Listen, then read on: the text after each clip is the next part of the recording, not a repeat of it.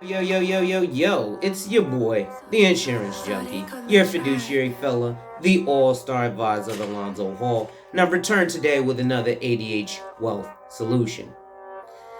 Today, we'll begin to discuss fulfilling all of your financial needs. To contribute to channel growth, the links are in the description. To schedule an appointment of your own, or to purchase life insurance directly up to $1 million with no medical exam and an instant decision, my information is in the description.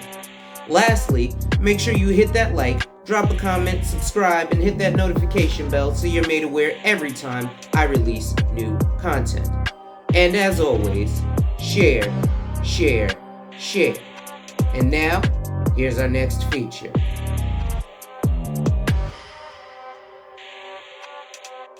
His partners has if you have an LLC, you can classify the LLC as a partnership if it has two or more members, and if it only has one member, it's considered a disregarded entity, separate from its owner. Okay.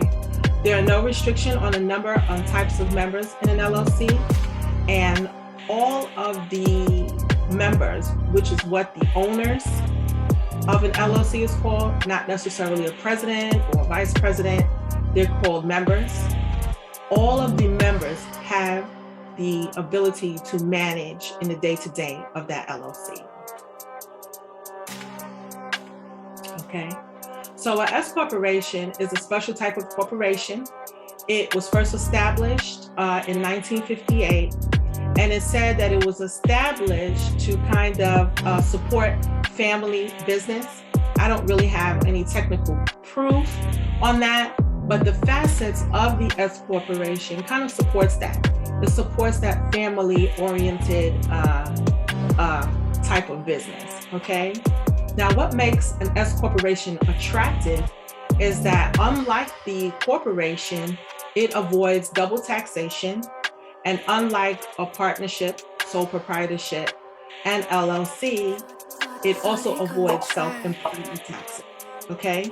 The owners of S corporations are also considered shareholders, and they have a limited liability. One of the other special features of an S corporation is that the owners can receive distributions, and the distributions are not subject to payroll tax. Okay, so we're looking at LLCs versus S corporations. So in order to form an LLC, like I mentioned, you have to register with the state, and you'll receive the articles of organization. Forming a corporation, you'll receive what's called the articles of incorporation. Now, in order to become an S corporation, you have to make an election using Form 2553. So what that means is usually when you go and you start a business, it automatically starts as a C corporation. In order for you to reap the benefits and become an S corp, you have to make an election to do so. Okay? Now, the owner's eligibility for limited liability can have one or more owners or members, as they're frequently as they are called. With LLCs, the owners can be individuals, they can be other LLCs, they can be corporations, they can be foreign entities, okay? So if you're gonna partner up with someone and you want to form an LLC, you don't necessarily have to come in as James Smith. If you have an LLC and you want to partner up and create an LLC with someone else, you could actually come in as James Smith LLC, okay? And LLC, unlike a S-Corp, offers foreign entities, okay? Generally, states don't restrict how many members an LLC can have. However, some states do restrict the type of businesses that can become an LLC. So for instance, if you're in insurance, if you're in banking industry, some states prohibit you from becoming an LLC, okay? And also some states do not allow you to become an LLC if you're a licensed professional as a doctor, a lawyer, accountant, and an architect. Okay, and an alternative is for those types, doctors, lawyers, architects, could be PC, but we're not talking about those today, but just informational purpose. It's good that you know that, okay?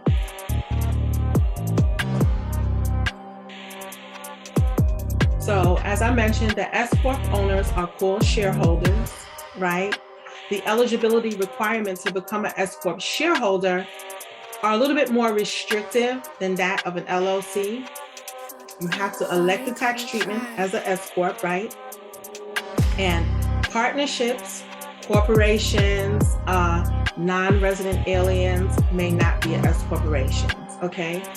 The S-corporation must be domestic, and it has to be individuals, and maybe certain types of trusts or estates are allowed to select the S-Corp status, okay? The other restrictions in becoming an owner of an S-corporation is that the S-corporation is limited to only 100 shareholders, unlike the corporation who can have unlimited shareholders, unlike the LLC that can have unlimited members, okay? So remember earlier I talked about how the S-Corp was basically set up for family business. This is why.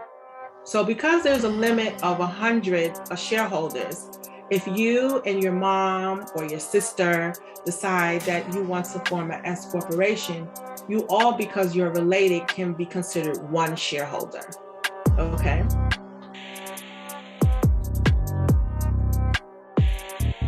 Okay, so liability protection. So both the LLC and the S-Corp protect the business owner's personal assets. They limit personal liability for the business's debts or legal action taken against the company. As you could probably imagine, this will provide some type of peace of mind as an individual's home, their bank accounts, their cars, their savings, their retirement, and all of their investments are protected from the liabilities and risks of the business, okay? However, there's something called a corporate veil. And when you're doing business, it's really important to just do everything in compliance and do everything legit. Because a court might rule that an LLC member or S-Corp shareholder are personally responsible for debts and legal issues of the business if they act fraudulently. And if they personally guarantee business loans, or if they were negligent or reckless in some way that somehow caused harm to someone. So what happens is the whole concept of the corporate veil becomes pierced. And then in any of those instances, the veil is pierced, and then they can attach the debts or liabilities to the shareholder or the member personally. And when thinking of this and thinking of the corporate veil, while I don't always promote on the state side of incorporating in other states, it's important that you know that states like Nevada, it's very, very, very, very difficult to pierce the corporate veil. You have to really do something wrong in order to pierce the corporate veil in Nevada, okay? And a lot of people sometimes like to organize in Delaware. And what they don't realize is organizing in Delaware may protect you if you are a big corporation, but it's not necessarily for small business owners, okay?